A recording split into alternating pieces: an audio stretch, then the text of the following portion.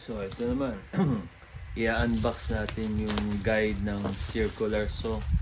Ito, may guide tayong binili para diretso yung cutting natin na hindi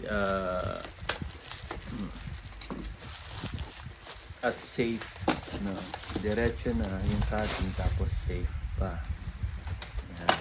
So i-unbox natin. Ano ba itsura na ito? Tayo alamin natin. Unboxing tayo. Kaya ina-unbox natin.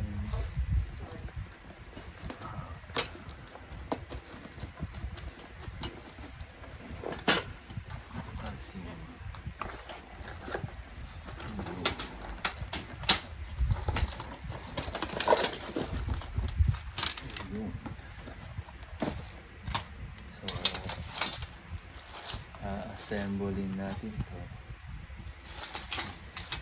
Ito pala yung itsura niya. Yan yung unbox natin.